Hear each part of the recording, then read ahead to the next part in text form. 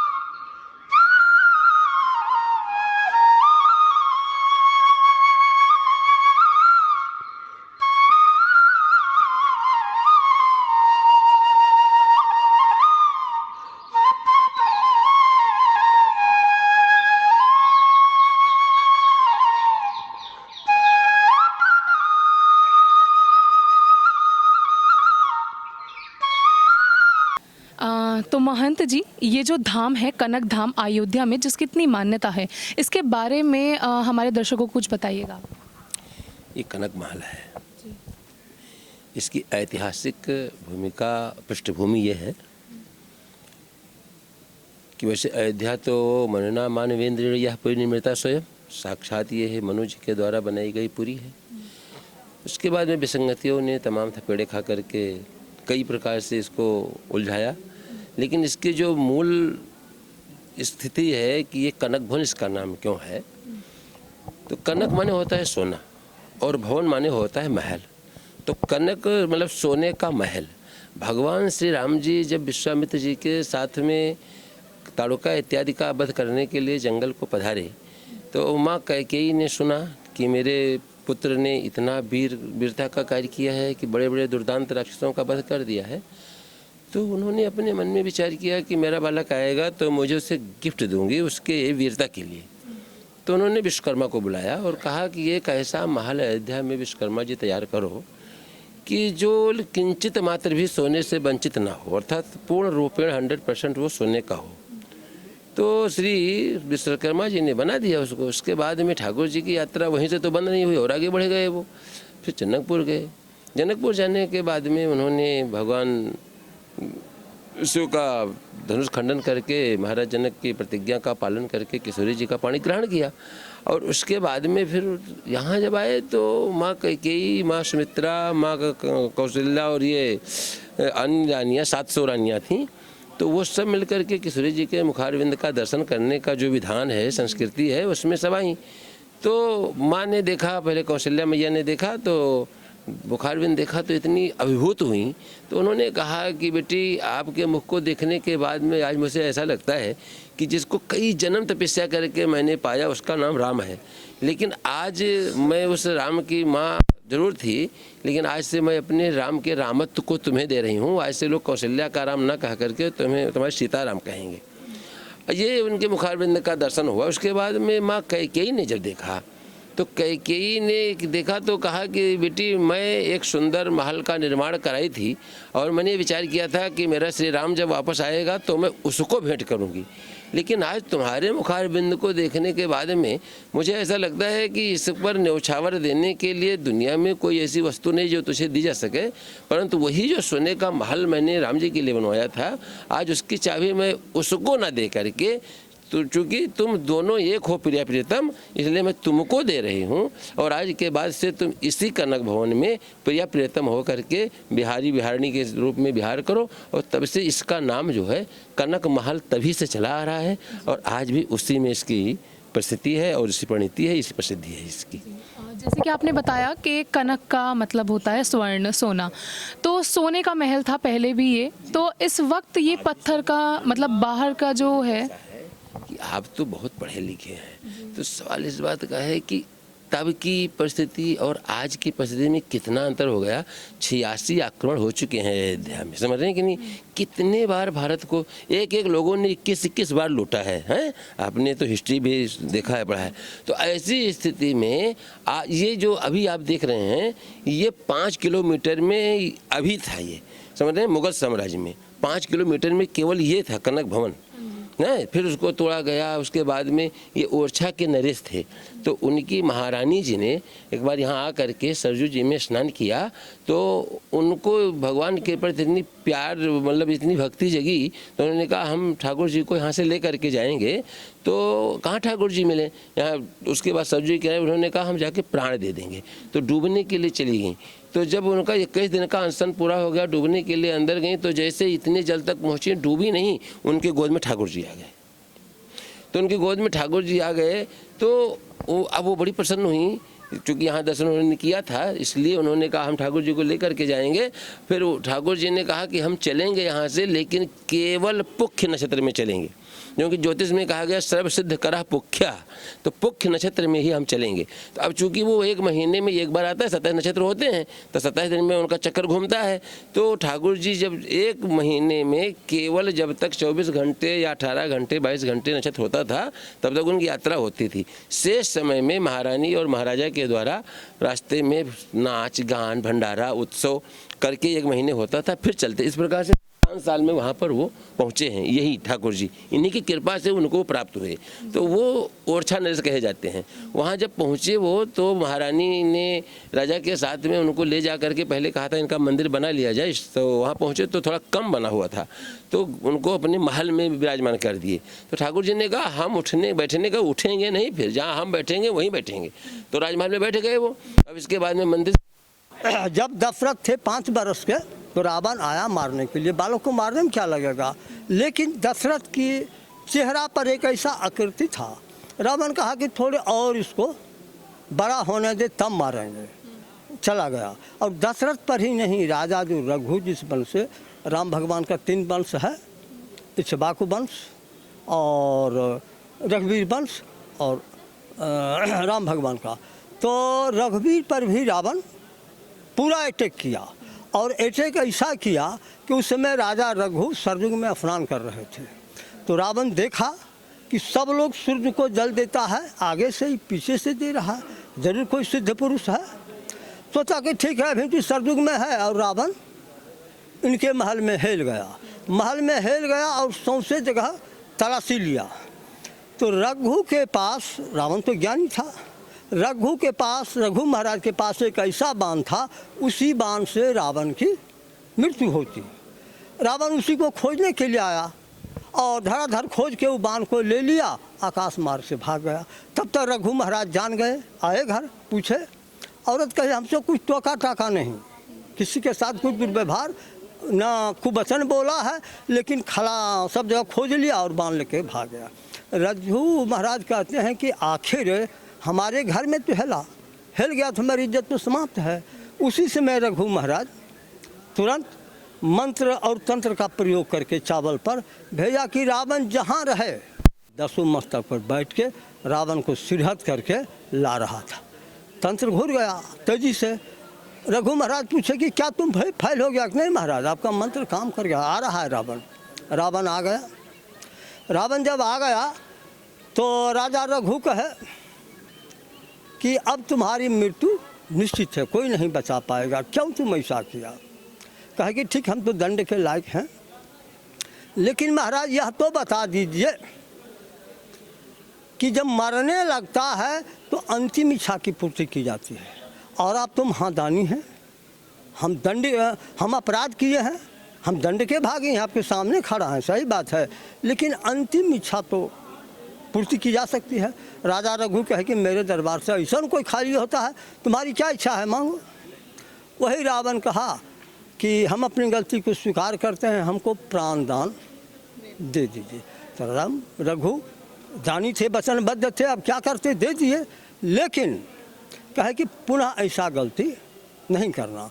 तो रावण तो लेके भाग गया था उबान, और जब रावण मर नहीं रहा था राम भगवान से, सर छाड़े 31 बाण अपने दैविक शक्ति से उत्पन्न नहीं किए, क्योंकि मानव के रूप में रावण को मारना था, इसलिए 31 बाण तो मिल गया, लेकिन एक बाण मिल नहीं रहा था। और विभीषण कहा कि महाराज यह रावण के रंग महल में दीवाल में उबान रखा हुआ है, आखिर लावेगा का, लाने का तो कोई उपाय नहीं है। हनुमान जी सुन रहे थे। हनुमान जी कहे मेरे लिए प्रभु को असंभव है, आप आदेश भी दीजिए, उबान को ले आते हैं। हनुमान चले। हनुमान जब गए तो मंदोदरी भवन में प्रवेश किए और हो गए तांत्रिक भयंकर साधु के भूत की सारी बात बताए। जब भूत की बात किसी को लग जाए कि सही सही है, तो भविष्य में बता दिए कि तुम्हारे पति का मृत्यु होने वाला है, यदि तुम जीवित करना चाहती हो, अपने राज्य को बचाना चाहती हो, तो हम बचा सकते हैं, लेकिन हमारी कुछ बात मानना पड़ेगा। मंदोदरी आगे हनुमान जी के फेरे में आ गई। मंदोदरी कहती है कि महाराज आपके जैसा तांत्रिक, आपके जैसा साधु सब बात बता रहे हैं, तो आपकी हर इच्छा हम पूरी करेंगे, बोलिए। तो हनुमान जी कहे कि वचन दो। एकदम वचन दिया महाराज, बोलिए। तो हनुमान जी कहे कि तुम्हारा जो पति बाण लाया है, हम तुम्हारी परीक्षा ले रहे हैं। हनुमान, हम तुम्हारी परीक्षा ले रहे हैं कि तुम, यह जो कनक भवन है, यहाँ साक्षात कहीं रहें कि नहीं रहें, प्रभु यहाँ रहते हैं, और कनक भवन में हम बहुत दिन से आते हैं, जाप करते हैं। तो अगले रामनवमी में हम कहे प्रभु से कि सब लोग कहता आप यहाँ हैं, हमसे आप बोलते क्यों नहीं हैं, बोलिए ना। बोलना तो हम कहे कि हमरा अभिमुखता था, कहा बोलना तो आपको पड़ेगा, बोलिए, बोलते काहे नहीं। इतने में राम भगवान बोलने लगे, बातचीत हुई, और सुनिएगा आप क्या कहें हम। और उसके बाद कहे कि तुम नहीं जाप। क्या बातचीत हुई उसके बारे में हंसी आवेगी।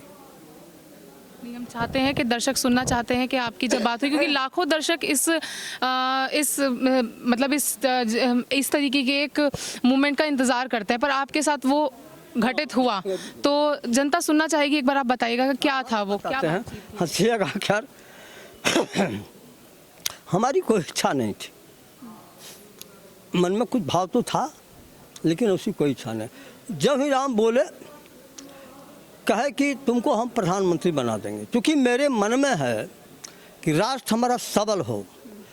पहले हमारा राष्ट्र देश विश्व का गुरु था, आज जो कह रहे हैं कि 5 ट्रिलियन बनावेंगे, इतिहास बताता है कि जब किसी भी देश का था 15-20, तो 35 से 50 इसका था अर्थव्यवस्था था। तो पहले भी तो असमृद्ध हम थे, और आज हम देख रहे हैं कि क्या हो रहा है। तो कभी हम अमेरिका की तरह ताक रहे हैं, कभी रूस की तरह पेंडुलम की तरह डोल रहे हैं, अपना स्थिति नहीं है। इसके पीछे जैसा भगवान से हमको आदेश हुआ, यही मुख्य कारण है। तो प्रधानमंत्री नरेंद्र मोदी के बारे में कुछ कहा उन्होंने आपसे? हमको ये कहे कि यह जो राष्ट्र कमज़ोर है, तभी तक कमज़ोर होगा रहेगा। लाख कोई सोना का मंदिर, गगनचुंबी मंदिर बना ले, हम उससे प्रसन्न नहीं होते हैं। हमको कोई रूखा सूखा भोग लगावे और अपने भी रूखा सूखा खाए, उससे प्रसन्न होते हैं। और जिस दिन भारत की गरीब जनता सुखी हो जाएगी, और नारद भगवान भी कह रहे हैं कि जब राजा प्रजा का सेवक हो जाए, तो उस देश की ओर कोई ताकने वाला नहीं होगा, उस देश को कोई जीतने में समर्थ नहीं होगा। तो राम भगवान हमको निर्देश दे। देश के जो प्रधान सेवक हैं उनके बारे में कहीं ना कहीं श्री राम ने आपसे ये चीज़ कही है कि वो राम मंदिर से खुश नहीं है। खुश नहीं है। राम भगवान की इच्छा है कि तमाम जो संसद हैं अपना वेतन कम से कम करें या 50,000 सामान्य की तरह रहें, और जितना निरीह जनता गरीब है इनको ऐसा कुछ करें कि वह खुशहाल हो जाएगा। और जिस दिन राम खुशहाल हो जाएंगे उस दिन चीन और पाकिस्तान का कोई औकात नहीं। दूसरी एक बात मैं राम भगवान के सामने बोल रहा हूँ, 1917 में डोकलाम पर जब चीन भांज रहा था तो हम उतना दिन तक रोते रहे, खाना भी खाते थे, लेकिन चिंता से हाँक से हर हर लासू प्रभु हमारा देश बहुत कमज़ोर है, चीन क्या क्या कह रहा है 10 घंटा में कर देंगे, वो कर देंगे, इसको बचाइए। तो तब बैठने में एक ना प्रभु क्या देखे नहीं, प्रभु की आवाज़ हुई, तुम क्यों रो रहा है, मत रो, चीन डोकलाम से पीछे हट जाएगा लेकिन यह क्षेत्र विभाजित रहेगा। तो वहाँ भी प्रभु हमको हिंट किए थे कि यह जो संसद है यह भोगी हो गया है, इंद्र के जैसा भोग में और कुबेर के जैसा अकूत संपत्ति बटोरने में है। जिस गरीब निरीह जनता की मोहर से यह सरकार बनी है उसकी कोई चिंता नहीं। हाँ हो, हाथ पसार रहा हो, जहाँ जाइए मांग रहा है, स्थिति जब नहीं है तब तो मांग रहा है वो। तो जो आम जनता गरीब है उसके जेब में या उसके घर में खुशहाली पैदा तभी होगा जबकि ये लोग अपना वेतन 50,000 से बेसी न रहें। आज अडवाणी और अंबानी का पानी का बोतल आता है 30 करोड़ में। अब सोचे कि को पानी पीता होगा, बोतल पीता है 30 लाख में आता है, को 30 लाख में आता है, को बोतल पानी पीता होगा। यह जो पूंजीबाजी व्यवस्था है इस पर लगाम लगाइए और आम जनता को खुशहाली भेजिए। राम उस दिन प्रसन्न हो जाएंगे। सेना और शक्ति तो बढ़ाते रहिए, देखिए कि चीन का क्या। आम लोग हैं वो खुश नहीं है राम मंदिर से। राम मंदिर से आम आदमी पूर्ण खुशी है, नाचता है और उसके मन में इतना उल्लास है कि अब तक राम मंदिर को देखना चाहता था। यह भाजपा सरकार की चुनावी रणनीति है जितना लंबी खींच रहा है। मेरा कहना है कि एक रात का जब विलम्ब हो गया, दशरथ जी सोचते थे कि शासन हमारा कौन रोकेगा, एक रात का विलम्ब हुआ तो क्या हो गया, चले गए। तो राम के शुभ कार्य में विलम्ब नहीं होना चाहिए, जितना जल्दी हो उतना ही काम हो जाए। देश की जनता बेहाल है और मेरा कहना है कि पहले राम भगवान का एक मंजिला तुरंत तैयार कर दीजिए। जैसे इतना इंजीनियर है या क्या क्या है, अरे हिमालय पहाड़ को तुम ऐसा ऐसा जंतु उठा दे, 1 घंटा में उठा देता है, क्या क्या है इसके पास नहीं है। कैसा चल रहा है अभी निर्माण का काम यहाँ? निर्माण का कार्य हम जाते हैं तो हम तो यही देखते हैं कि पिलर भी ऊपर नहीं आया है, बल्कि से उधर तो जाने नहीं देता है और काम हो चल रहा है।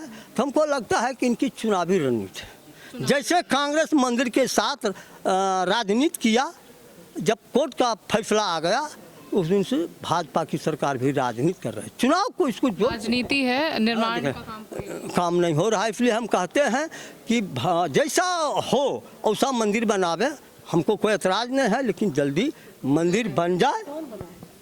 क्या कह रही हैं आप, बताइएगा एक बार जरा। हमरा परिचय दीजिए। हमरा सुभाष दास नाम है, हम तपस्वी छौनी में अयोध्या में रहते हैं और राम मंदिर के लिए स्वरूपानंद स्वामी शंकराचार्य से भी मिले। लोग जो है नहीं जा पाते हैं, या मोदी जी, जोगी जी सरकार की तरफ से बैन हो जाता है कि वहाँ भीड़ न लगाएं और उन्हीं बड़े लोगों का पास बनता, मतलब MP MLA और उनके जो रहते हैं लग्गू भग्गू वही पहुँच पाते हैं। यहाँ की जनता मोदी जोगी से नहीं मिल पाती है, बस ये जान लीजिए। मंदिर बन रहा है, तो मंदिर का निर्माण कैसा चल रहा है? निर्माण ऐसे ही चल रहा है, पेपर में पढ़ते हैं कि 1000 फीट नींव गई है, 2000 फीट के पिलर आ रहे हैं, मंदिर का वो राम मूर्ति इतनी लंबी, उसको जनता से क्या लेना देना, वो तो पेपर में पढ़ती जानती। जब जाते हैं हम गांव तो पूछते हैं मंदिर में क्या हो रहा था, हम कहते हैं कि क्या हो रहा है पेपर में तो देखते हो, हेडिंग जो वही दे देते हैं, कितना लंबी नींव खुदी जा रही है, उस नींव में ऐसी टर्मिनोलॉजी पेश की जाती है, उसको गाँव का अनपढ़ क्या जान पड़। तो जनता के मन में किस तरीके के सवाल हैं निर्माण को लेकर? जनता के मन में है कि वो तो जानना देखना चाहती है, और बाहर की जनता आती है, हाँ आती है, वो पढ़ करके पेपर में आएगी और मंदिर देखना चाहती है। ये सिर्फ फैसला ले लिया गया है या निर्माण या गया सब कुछ हो रहा है, लेकिन ये सब वोट की है। राजनीति, हाँ बस और कुछ नहीं है बाकी। आप क्या कुछ कहना चाहेंगे? हाँ देखिए, ये मंदिर जो बन रही है, इसलिए जनता जितने भी हैं पूरे देश या विश्व में भी ये प्रसिद्ध मंदिर बनने वाली है। और ये मंदिर साधारण नहीं है जो एक महल बना के छोड़ दिया जाए। अब फिर ये इसमें न छड़ लगा है, न सीमेंट लगा है, न बालू। ये 1000 वर्ष हूबहू रहने का एस्टिमेट किया गया है। हाँ, तो जैसे तैसे बनाने से नहीं होगा, उसमें सब पत्थर का ये किया गया है, नीचे फाउंडेशन बिछा दिया गया है। अयोध्या के कई कार्य को सफल बनाने के लिए रामचंद्र परमहंस जी का काफी बड़ा योगदान रहा था। अब वो क्या योगदान रहे थे, आइए जानते हैं हम यहीं के एक जो सर हैं उनसे। सर, एक बार आपके बारे में पहले मैं जानना चाहूँगी। मैं आचार्य नारायण मिश्रा, मैं अध्यक्ष परमहंस रामचंद्र दास सेवा ट्रस्ट। आप जहाँ पर खड़ी हुई हैं, ये राम जन्मभूमि न्यास अध्यक्ष परमहंस रामचंद्र दास जी महाराज जी का समाधि स्थल है। उन्होंने राम मंदिर निर्माण के लिए उन्होंने बहुत बड़ा एक आंदोलन उन्होंने शुरू किया था, जिससे भव्य राम मंदिर का निर्माण हो। उनका सपना था कि राम मंदिर का निर्माण हो, श्री राम जन्मभूमि, काशी विश्वनाथ और श्री कृष्ण जन्मभूमि तीनों का निर्माण और अखंड भारत उनका संकल्प था। तो यह संकल्प आज पूरा हो रहा है, राम मंदिर का निर्माण हो रहा है। सन 49 में पहला मुकदमा उन्होंने ही किया था। आज उन्हीं लोगों का ये संघर्ष है। महंत अवैधनाथ जी महाराज जो योगी आदित्यनाथ जी महाराज के गुरु हैं, और हमारे गुरु परमहंस रामचंद्र दास जी महाराज, स्वामी वामदेव जी महाराज, इन लोगों ने, अशोक सिंघल जी ने बहुत बड़ी लड़ाइयाँ लड़ी। उन्हीं लोगों का ये आज आंदोलन का ये प्रतिफल है कि आज भव्य राम मंदिर का निर्माण शुरू हो गया है और आने वाले समय पूरा होगा, जो पूरा देश राम मंदिर का दर्शन अभी भी कर रहा है और आगे करता रहेगा, क्योंकि यह अयोध्या आस्था का विषय है और आस्था से यहाँ करोड़ों लोग जुड़े हुए हैं। आज आपको मैं बताना चाहता हूँ, यहाँ भारत के प्रधानमंत्री जी आए, रामलला का उन्होंने भूमि पूजन किया। राष्ट्रपति जी यहाँ पर आए, रामलला का उन्होंने दर्शन किया। आज दिल्ली के मुख्यमंत्री अरविंद केजरीवाल भी दर्शन करने के लिए आए हैं और यहाँ तो देश विदेश से लोग आकर के यहाँ दर्शन करते हैं। अयोध्या एक आस्था का केंद्र है। अयोध्या तो वो नगरी है कि अयोध्यापुरी को देखने मात्र से देखत पुरी अखिलग भागा। गोस्वामी तुलसीदास जी ने लिखा कि अयोध्यापुरी को देखने मात्र से सारे पाप भग जाते हैं। तो ये अयोध्या है। अयोध्या 7 मोक्षपुरियों में अयोध्या का पहला स्थान है। अयोध्या, मथुरा, माया, काशी, कांची, अवंतिका, पुरी, द्वारावती, सप्तई ते मोक्षदायिका, 7 मोक्षपुरियों में अयोध्या का पहला स्थान है। इसलिए क्योंकि यहाँ राम जन्म लिए थे, यहाँ उनका जो है प्रादुर्भाव हुआ था, इसलिए अयोध्या नगरी अपने तीर्थ स्थलों में सर्वश्रेष्ठ माना जाता है।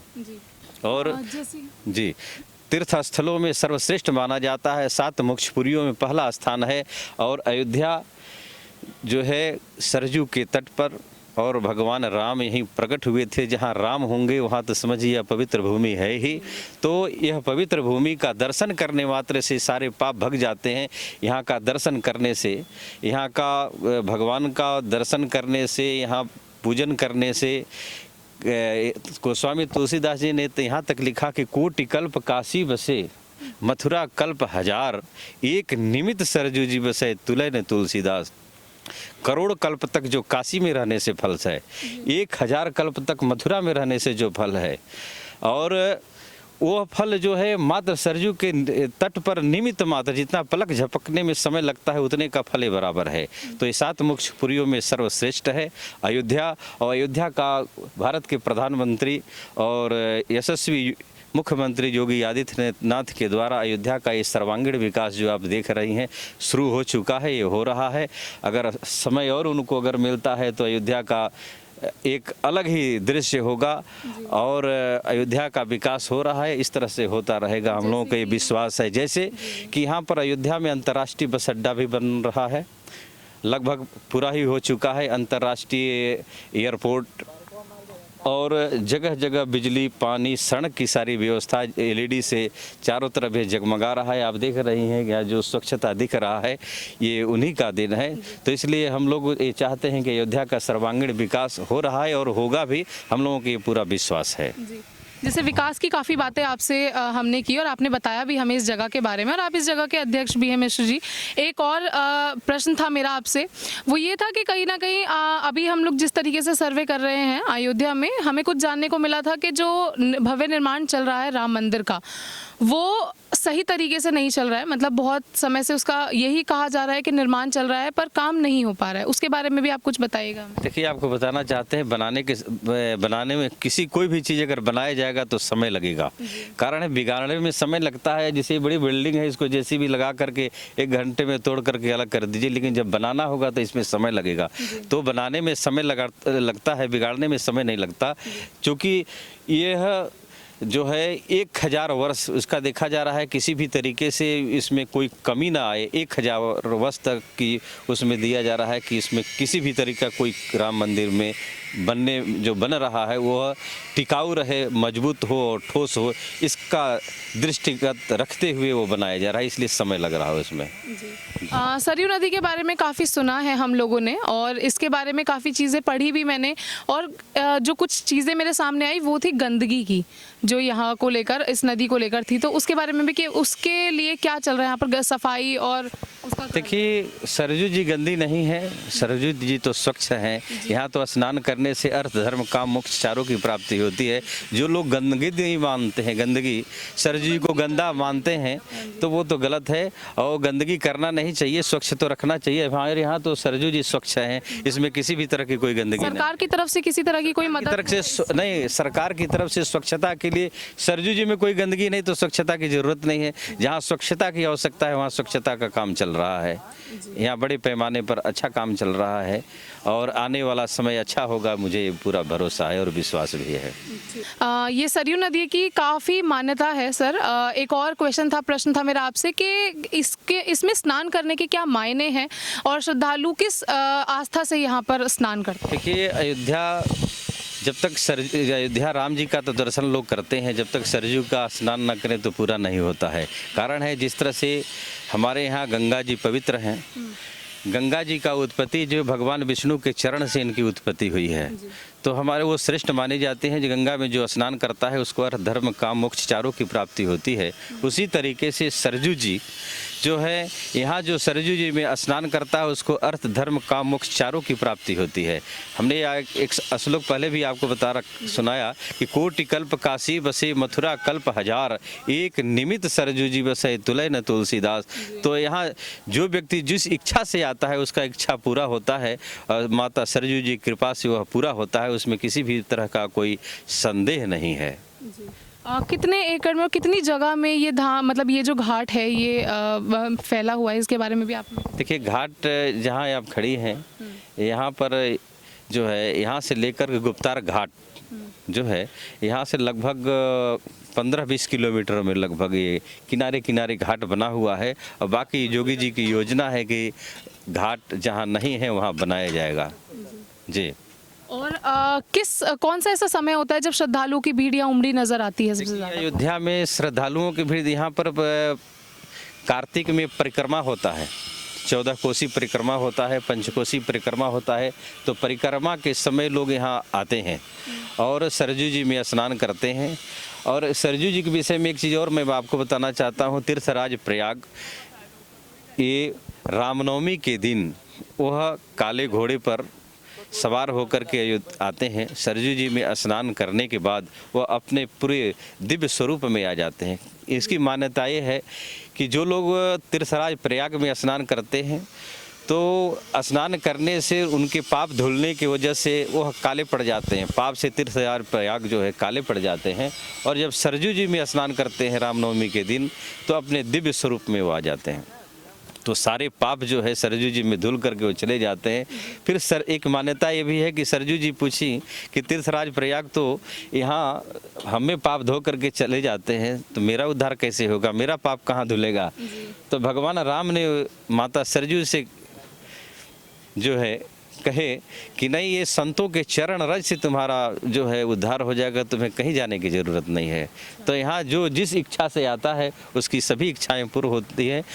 चूँकि यह भावना प्रधान है, आस्था प्रधान है, बिना भाव के तो सब्जी नहीं मिलता, भगवान कहाँ मिलेंगे। तो इसलिए आस्था और श्रद्धा और विश्वास बहुत ही ज़रूरी है। राम की पेड़ी जो है अयोध्या में मौजूद, उसके बारे में भी कुछ हम आपसे देखिए राम की पेड़ी जो है सरजू जी पहले वहीं बहती थी, बाद में जब ये बांध बना तो वहाँ से थोड़ी दूर हो गई। वहीं पर योगी जी के द्वारा दीपोत्सव का त्यौहार मनाया जाता है।